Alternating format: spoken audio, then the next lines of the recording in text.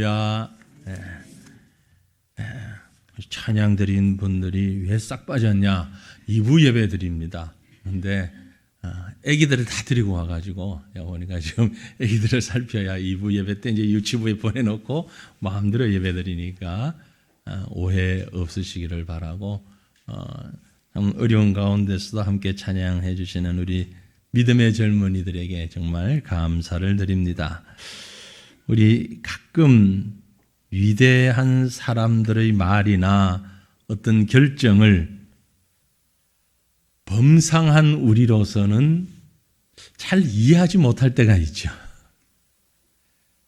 문제는 그러한 말이나 결정이 그 당시에 보기에 아주 엉뚱하고 합리적이지도 못하고 전혀 말이 되지 않는 것 같은데 얼마의 시간이 지나고 보면 그랬구나. 역시 그때 그랬구나. 나중에 손뼉 칠 때가 있습니다. 허벌판에 아무도 없는 곳에 땅을 사고 예배당을 짓는 사람들. 방글라데시 다카에 있는 한인교회가 그런 것 중에 하나인데요. 매립지입니다. 강을 매립해가지고 아직 채 다져지지도 않은 완전 허벌판에 그게 땅을 800평을 목사님이 사셨어요. 교인들이 반대를 엄청나게 했습니다. 아니 거기다가 땅을 사서 뭐 하시려고 그러냐고. 가만히 둬 괜찮아. 그리고 새빵살이 하면서 있었는데 불과 몇 년 지나지 않아서 그곳에 주택지가 만들어지고 하나하나 길이 만들어지고 집들이 서면서 교회가 세워지고 지금은 그곳이 아주 멋진 동네가 되어서 인터내셔널 스쿨도 있고 좋은 아주 고급 주택 단지가 되어 있는 것을 봅니다. 아무 가치 없어 보이는 것들을 사기 위해서 또 엄청난 투자를 하는 투자의 귀재들도 있지요. 이런 모습을 볼 때에 참 범상한 사람들은 아니다. 그런 생각을 갖게 됩니다. 지난 주일 그리고 그 앞주일 오늘 반복해서 빌레몬서를 제가 말씀을 드리고 있습니다. 이 빌레몬서를 기록한 바울도 금방 제가 말씀드린 그런 사람들 중의 하나가 아닌가라는 생각을 합니다. 상당한 안목을 가진, 능력의 안목을 가진 사람입니다. 그는 보통의 사람들과는 분명히 달랐지요. 학식도 성격도 그러나 그뿐만이 아니라 믿음의 생각과 믿음의 안목이 범상한 우리들과는 많이 달랐습니다. 우리가 빌레몬서를 보고 있는데요. 도망한 노예였던 오네시모를 본래의 주인이었던 빌레몬에게 돌려보내면서 추천서를 써서 보내는 것이 빌레몬서라고 말씀드렸는데 이 일을 한다는 것 자체가 보통 사람으로서는 생각할 수 없는 일이지 않습니까? 만약에 빌레몬에게 이 오네시모가 가서 옛 주인인 빌레몬의 노여움을 더 유발시켜서 혹시 목숨을 잃어버릴 수도 있는 위험성조차 있습니다. 그래서 돌아오지도 못할 상황일 수도 있어요. 오네시모를 잃어버리기도 하겠지만 더 나아가서는 빌레몬까지 잃어버릴 수 있는 그런 상황이 올 수도 있습니다. 제가 만약 바울의 입장이라면 오네시모를 다른 도시로 보냈을 것 같아요.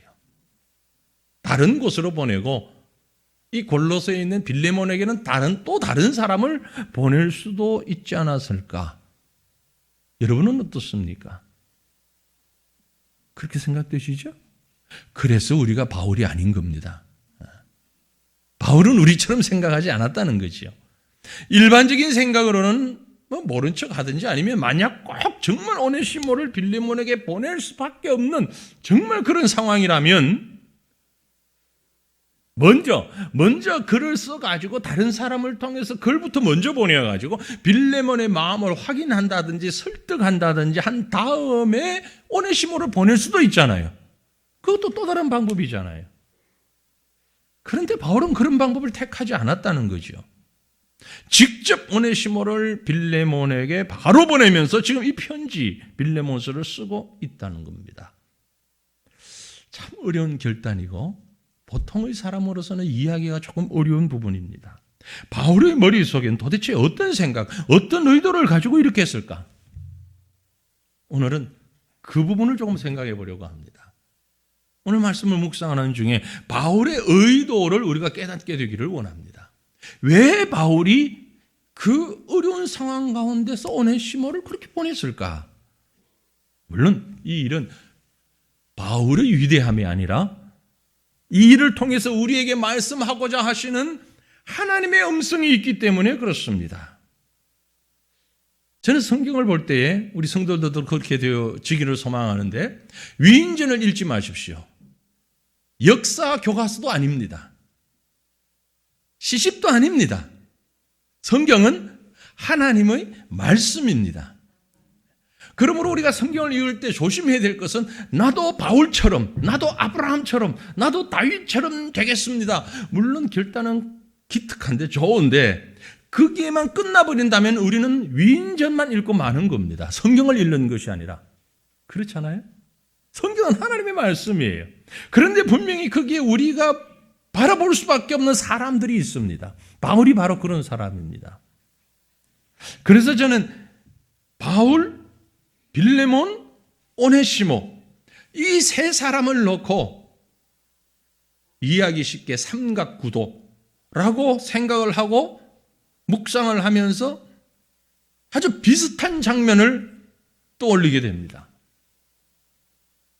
하나님의 말씀에 거역하고 불순종하여 죽을 수밖에 없는 우리를 하나님 보좌 앞에 세워놓고 아버지 곁에서 기도하시는 우리 주님의 모습입니다.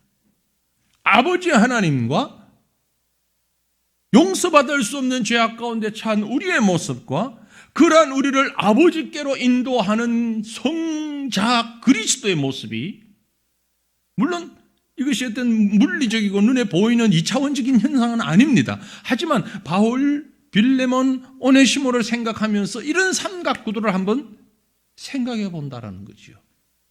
이게 하나님께서 이 글을 통해서 우리에게 주시는 하나님의 말씀의 의도가 아니겠는가라는 것입니다. 로마서 8장 34절을 보니까 누가 정죄하리요? 아무도 정죄할 수 없다는 얘기죠. 죽으실 뿐 아니라 다시 살아나신 이는 그리스도 예수시니 그는 하나님 우편에 계신 자여 우리를 위하여 간구하시는 자시니라. 저는 이 말씀을 생각하며 그 장면을 연상을 해본 겁니다. 성부 하나님과 성자 하나님 그리고 죄인된 우리의 모습이 지금 빌레몬이 물론 하나님 아닙니다. 빌레몬과 오네시모와 바울의 관계 속에서 이러한 우리 자신의 모습을 투영시켜주고 있지는 않은가라는 말씀입니다.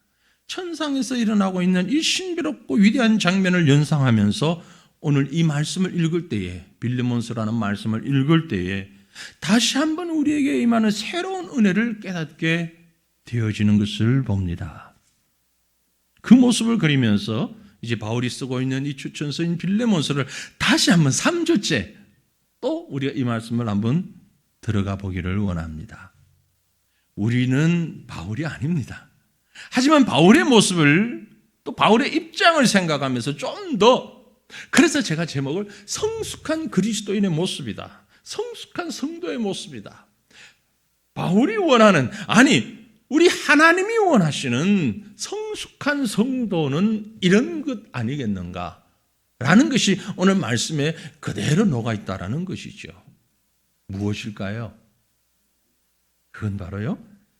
맺혀있는 문제를 해결하며 살아가는 성도가 성숙한 성도인 줄로 믿습니다. 맺혀있는 문제들이 있지요. 과거는 어쨌든 바울에게 이 오네시모는 현실적으로 매우 중요한 사람입니다.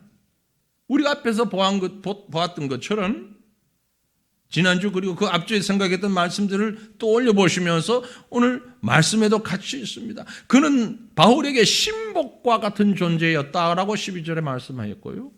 매우 유익한 사람이다라고도 말씀하고 있습니다. 11절 말씀에. 그래서 바울은 그와 함께 복음 사역을 계획하고 있다라는 것을 13절에서도 보여주고 있습니다. 이런 바울의 계획은 인위적인 것이 아니었고 하나님을 위한 복음 사역이었죠.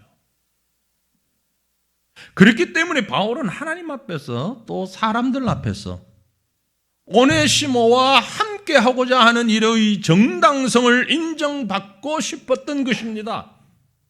그래서 오네시모의 원칙적인 본래의 주인이었던 빌레몬에게 먼저 양해와 협조를 구하고 있습니다. 이미 우리가 보았지만 본문 14절 말씀, 다만 네 승낙이 없이는 내가 아무것도 하기를 원하지 아니하노니, 할 수 있습니다. 해도 되는 입장입니다. 그럼에도 불구하고 그렇게 하지 않겠다고 그럽니다. 왜냐하면 이는 너의 선한 일이 억지같이 되지 아니하고 자의로 되게 하려 함이기 때문이다.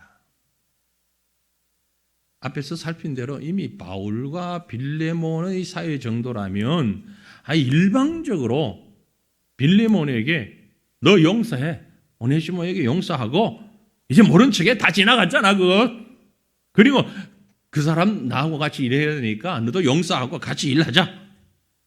일방적으로 통보할 수 있는 충분한 위치에 있는 사람이 바울이에요. 그런데 바울은 그 방법을 택하지 않았습니다. 오히려 오네시모를 빌레몬에게 간청하듯 억지로가 아니라 자의로 용서해 줄 것을 권면하고 있는 것입니다. 그 이유가 뭘까요? 사랑이죠. 사랑입니다. 특별히 복음을 위한 복음 안에서의 사랑입니다. 이걸 저는 막혀있는, 맺혀있는 문제를 푸는 것으로 볼 수 있다는 말씀을 드리고 있는 겁니다. 바울과 함께 주님의 일을 감당하며 복음을 전하는 일은 매우 중요한 일입니다. 복음 증거보다 더 중요한 일이 어디에 있겠습니까? 하지만 그 이전에 해결해야 하는, 반드시 해결해야 하는 매우 중요한 일이 있습니다. 모든 일에는 순서가 있기 마련이잖아요. 이유야 어쨌든 빌레몬과 오네시모 사이에는 엄청난 장벽 같은, 도저히 함께 할 수 없는 그런 높은 벽이, 보이지 아니하는 벽이 있는 것이죠. 바울은 먼저 그 벽을 허물고 싶었던 것입니다. 그것이 사랑이고 그것이 복음이고 그것이 믿음이기 때문이죠. 누가 일방적으로 잘못했는지, 우리가 볼 때는 오네시모가 분명히 잘못했어요. 혹은 누가 어느 만큼의 잘못이 있는지 이걸 따지는 건 별 의미가 없습니다. 중요한 것은 지금 이 두 사람 사이에, 빌레몬과 오네시모 두 사람 사이에 넘을 수 없는 장벽이 있고 바울은 그 장벽을 허물라고 권면하고 있다는 것입니다. 노예 제대로 가는 것은 분명히 성경적으로 봐도 잘못된 건 맞습니다. 그럼에도 불구하고 바울은 지금 빌레몬에게 이 문제를 가지고 변론하면서, 야, 이건 성경적으로 잘못된 거야. 노예라는 것은 말이야 이렇고 저렇고, 하나님이 인간을 만드신 인권은 이렇고 저렇고, 그런 설명을 하고 있지 않습니다. 그런 변론을 하면서 억지로 빌레몬에게 그러므로 너는 그를 용서해야 돼라고 용서를 억지로 끄집어내려고 하고 있지 않아요. 비록 잘못된 법규라 할지라도 당시 사회가 인식하고 있는 보편적 질서라고 볼 수도 있는데, 그 안에서 빌레몬의 성숙한 용서를 이끌어내려고 하고 있는 것입니다. 바로 우리 주님께서 그렇게 하셨던 것이죠. 하나님의 아들이시지만 유대의 법률 아래에서 심판을 받으시면서, 하나님의 아들이지만 사람의 모습으로 이 땅에 오셔서 십자가의 형벌을 선고받고, 하나님의 아들이시지만 사람의 손에 의하여 죽임을 당하시면서 하나님과 죄인들 사이에 막혀진 담을 허시고 그 죄를 용서해 주신 것입니다. 에베소서 2장 14절에 보니 그는 우리의 화평이신지라. 그는 우리의 화평이신지라. 둘로 하나를 만드사 원수된 것 곧 중간에 막힌 담을, 하나님과 죄인 사이에 중간에 막힌 담을 자기 육체로 허셨다고 말씀하고 있어요. 그게 바로 우리 주님의 십자가예요. 이것이 용서며 이것이 복음입니다. 이것이 화목이에요. 이것이 십자가예요. 우리 예수님은 하나님과 우리 사이에 가로막혀 있는 담을 모두 허셨습니다. 그리고 구원의 손을 뻗쳐 주셨습니다. 사랑하는 성도들이여, 우리 사회에 아직도 이러한 담을 가지고 계신 분들이 있습니까? 이유는 수만, 수천, 수백만 가지가 될 겁니다. 그렇죠? 경제적인 문제로, 한마디 두마디 말로 인해서, 어떤 의견 충돌로 인해서, 이런 이유 저런 이유 저런 이유 어떤 이유 때문이든 그걸 따지고 그걸 지금 용서받고 그걸 점검하고 체크하고 이걸 확인하고, 그게 중요한 게 아니잖아요. 내가 말이야 잘못했다는 말 한 번만 하면은 다 눈 녹듯이 허물어질 텐데 왜 그 말을 기다리고 계십니까? 그건 믿음의 사람의 모습이 아니란 말이에요.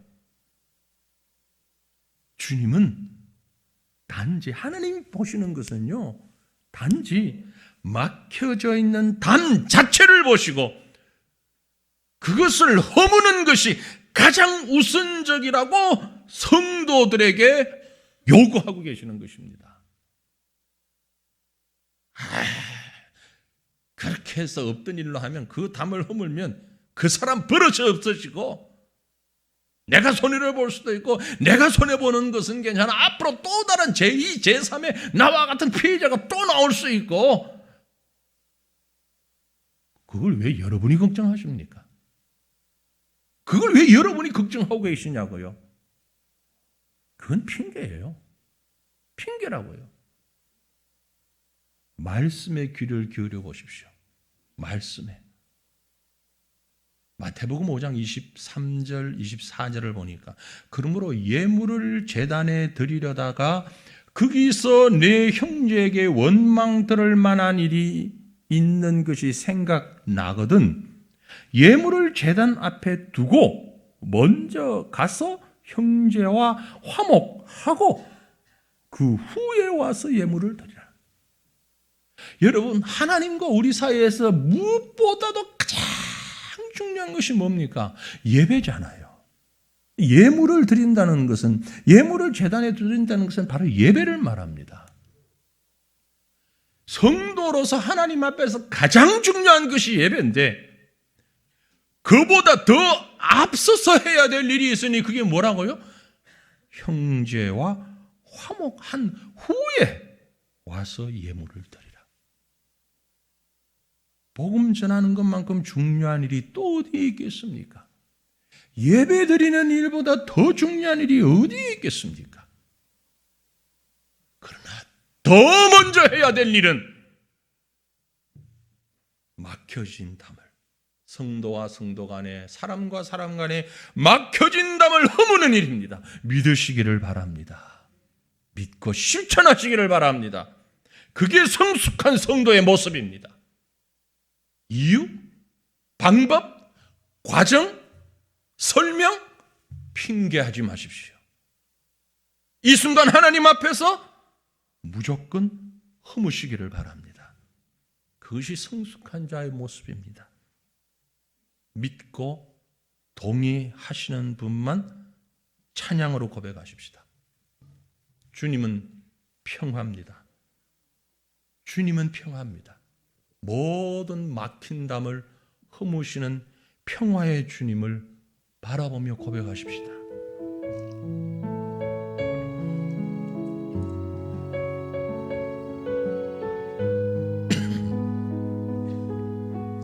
뜻을 생각하시면서 함께 찬양하기를 원합니다.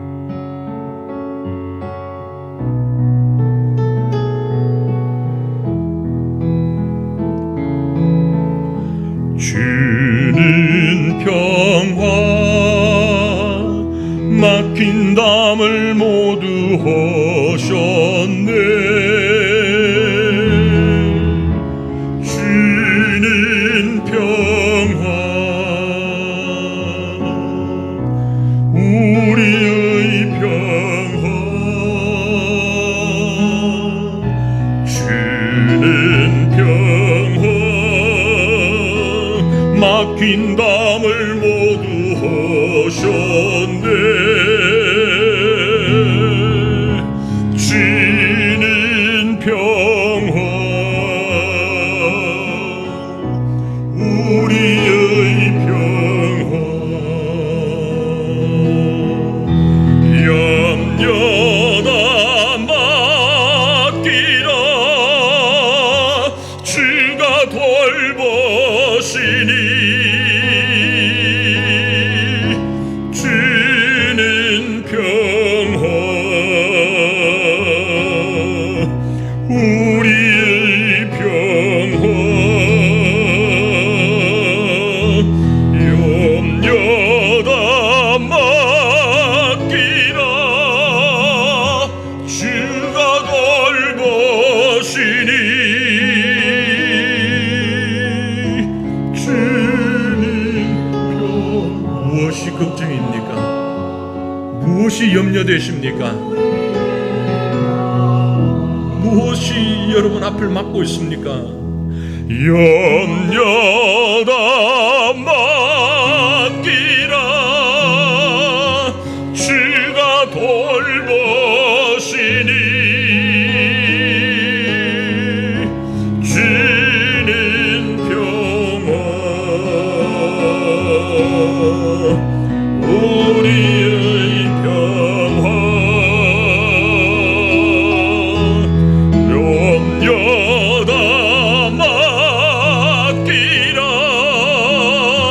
주가 돌보시니 주는 평화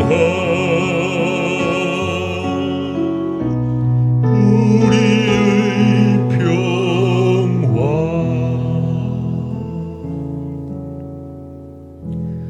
가장 중요한 일이 막혀진 담을 허는 이것인 줄 믿으시길 바랍니다.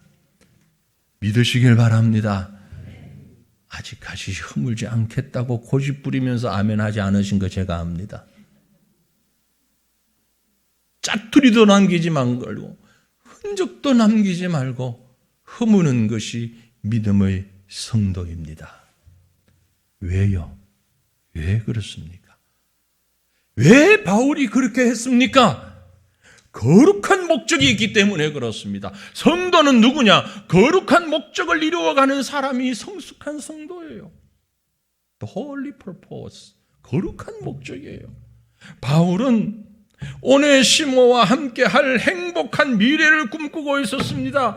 허니문이 아니에요. 거룩한 하나님의 일을 하기 위한 꿈입니다.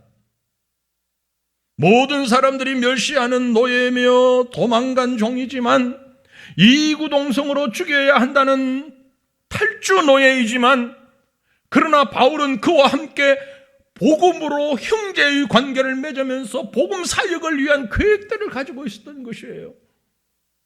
본문 15절 16절 보세요. 아마 그가 잠시 떠나게 된 것은 너로 하여금 그를 영원히 두게 함이리니 누구에게? 너 곁에. 이후로는 종과 같이 대하지 아니하고 종 이상으로 곧 사랑받는 형제로 둘 자라, 동력자로 둘 자라. 내게 특별히 그러하거든 하물며 육신과 주 안에서 상관된 내게랴. 그랬기 때문에 바울은 빌레몬에게 이 오네시모를 영접하기를 마치 바울 자신을 영접하는 것 같이 해달라고 권면하고 있는 것입니다. 이어지는 17절에 그러므로 네가 나를 동력자로 할진대 그를 영접하기를 내게 하듯 하라. 동력자듯 동력자로 생각하라. 빌레몬 입장에서 실제로 오네시모는 탈주 노예입니다. 로마 감옥에서 그러나 그가 바울을 만난 이후로 복음을 듣게 되었고 그리스도의 사람이 되었고 감옥에 갇혀있는 바울을 대신해서 두기고와 함께 바울의 서신들을 가지고 골로서, 에베소 여러 지역을 다니면서 바울의 뜻을 전달하는 전령의 역할을 하고 있는 겁니다. 얼마나 소중한 일을 하고 있는지 모릅니다. 실제로 오네시모가 어떤 일들을 했는고 하는 것을 볼 수 있는 것이 골로새서 4장 7절로 9절에 이렇게 기록되어 있습니다. 두기고가 내 사정을 다 너희에게 알려주리니 그는 사랑받는 형제여 신실한 일꾼이여 주 안에서 함께 종이 된 자니라. 내가 그를 특별히 너희에게 보내는 것은 너희로 나의 사정을 알게 하고 너희 마음을 위로하게 하려 함이라. 신실하고 사랑을 받는 형제 오네시모를 함께 보내노니 그는 너희에게서 온 사람이라. 특별히 골로새 교회에 보내는 편지 글입니다. 지금 신실하고 사랑을 받는 형제 오네시모를 함께 보내려니 그는 너희에게서 온 사람이라. 그들이 여기 이 일을 다 너희에게 알려주리라. 이 말씀을 보면 이후에도 빈번하게 왕래하면서 골로새 교회와 소통하고 있었고 바울의 동력자로, 빌레몬의 동력자로 실제로 활동하고 사역하고 있었던 것을 볼 수 있습니다. 바울이 빌레몬에게 보낸 추천서는 모든 사람들로부터 배척받고 아무 유익이 없고 존재 가치도 없는 한 사람을 위대한 거룩한 복음 선교의 일을 감당하는 신실한 일꾼으로 만드는 추천서였습니다. 이것이 하나님의 능력입니다. 이것이 복음의 능력입니다. 이것이 사랑의 능력이에요. 거룩한 하나님의 일을 위하여 서로가 서로를 세워주며 서로가 서로를 인정하며 서로를 신뢰하며 보잘것없는 죄인이지만, 아니 용서할 수 없는 죄인이지만 하나님의 거룩한 일을 감당하는 일꾼으로 만들어가고 계시는 그 하나님의 사랑과 신뢰와 성숙함이 우리 가운데 풍성해지기를 간절히 소망합니다. 그러기 위해서는 모든 땀이 허물어져야만 되는 거죠. 여러분, 누구에게 무시를 당한다고 생각하십니까? 사람들은 무시할 수 있어요. 그럴 수 있어요. 하나님은 여러분을 무시하지 않습니다. 요즘 더 글로리인가 하는 영화가 아니고 드라마죠. 아주 인기가 얼마나 많은지 국회에서조차도 그걸 언급할 만큼 서로 상대당을 향해서 더 글로리에 이런 사람이 당신 당이다. 저쪽에서는 더 글로리에 이런 사람이 당신 당이다. 국회의원들이 드라마 하나 띄워주려고 작정을 했는지. 어릴 때부터 그렇게 친구들에게 무시당하고 왕따를 당하고 살았던 한 사람이 있는데요. 무슨 말을 하든지 사람들이 자기를 무시하는 겁니다. 어릴 때는 어렸는데 어른이 되었어도 조차 그러니까 너무 절망적이고 너무 살 맛이 나지 않아가지고 이 사람이 교회를 찾아왔으면 좋았겠는데 점쟁이를 찾아갔대요. 점쟁이를 찾아가가지고 하는 말이, 왜 사람들이 저를 자꾸 무시하죠? 이제 정말 지쳤습니다. 사람들한테 무시당하는 거 이젠 정말 못 참겠습니다. 정말 제발 제가 사람들에게 무시당하지 않는 방법이 있으면 좀 가르쳐 주세요. 울면서 부르셨더니 점쟁이가 하는 말이, 다음 사람. 지금 정신 안 차리고 계셨으면 무슨 얘기를 하는지도 유머로 받을 줄을 모르는 이 답답함을 참 하나님은 아실 거예요. 네? 왜 그 길 가? 새과천교로 와야지.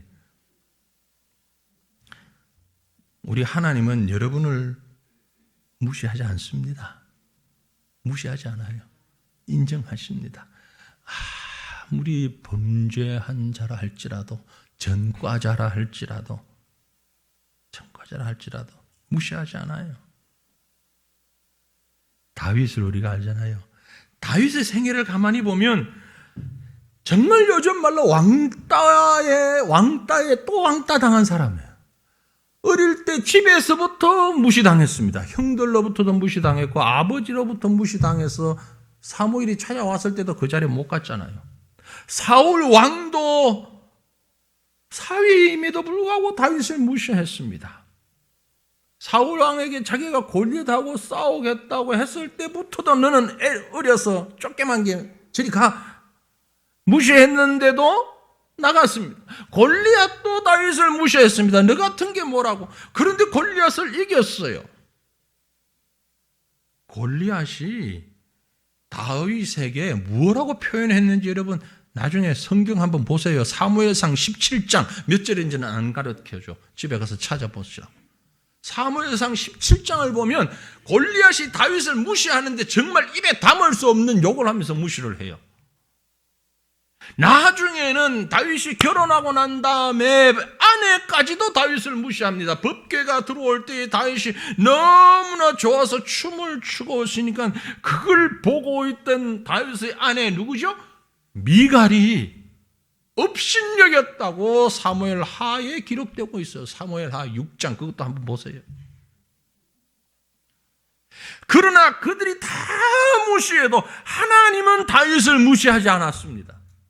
하나님은 다윗을 외면하지 않았어요.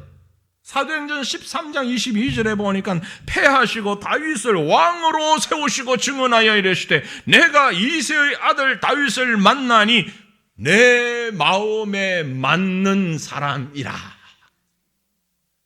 내 뜻을 다 이루리라. 하나님 마음에 쏙 들었다 이 말이야. 너 내 취향이야. 야, 나하고 딱 맞아.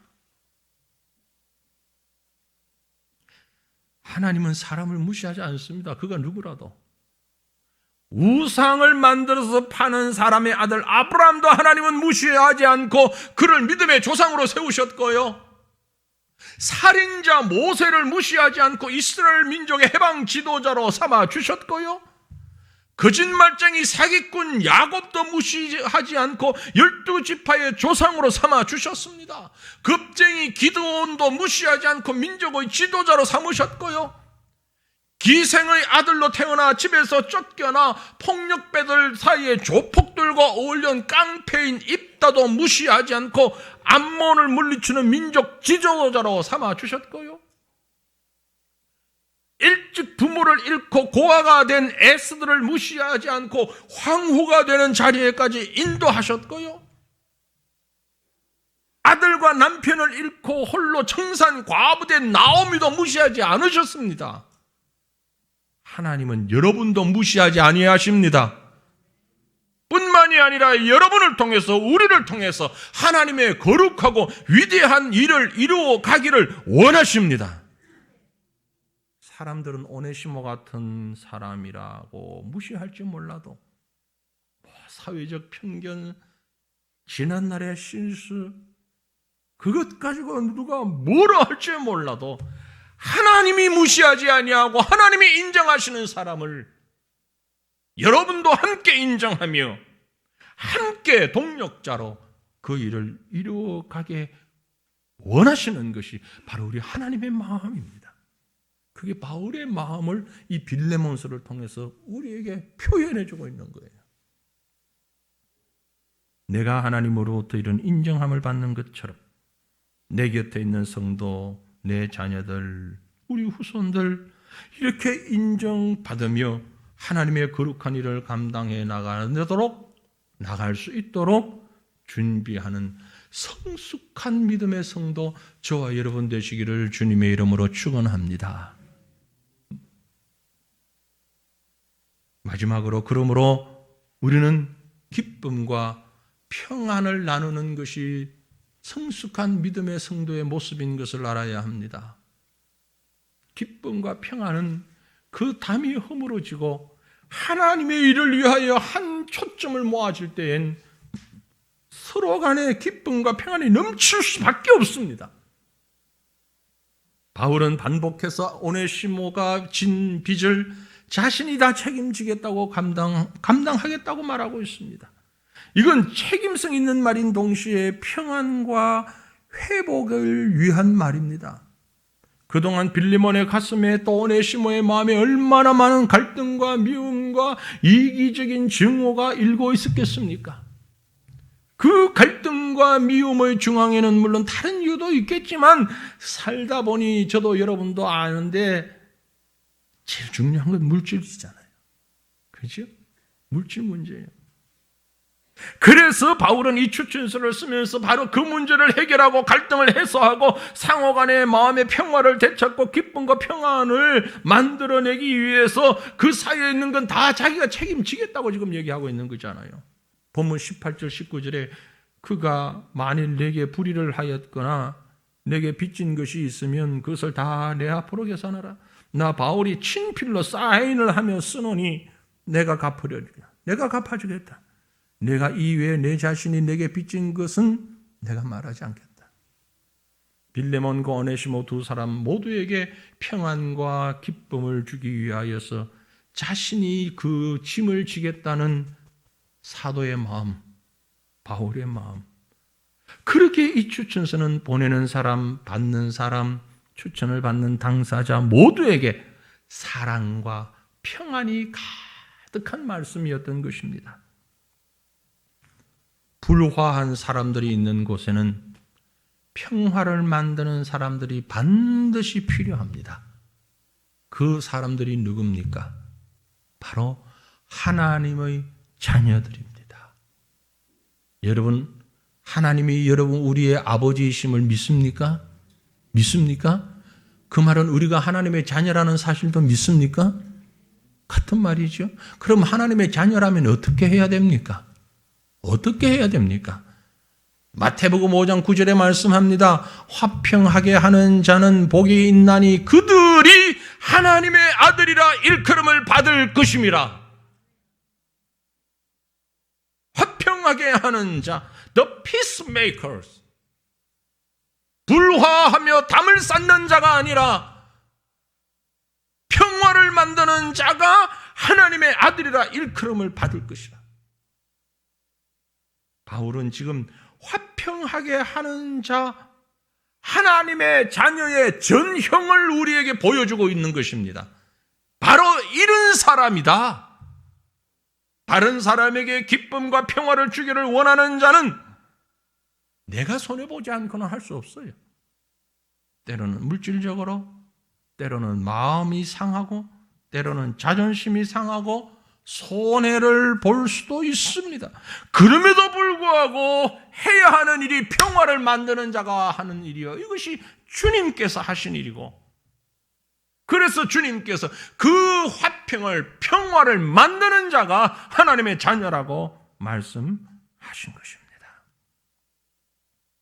사랑하는 성도들이요, 주님께서 우리에게 원하시는 것은 저와 여러분을 통해서, 우리 교회를 통해서 하나님의 나라를 세워가고 하나님의 영광을 드러내고 이 땅에 복음을 증거하고 믿음으로 세상을 비추는 이 모든 일들입니다.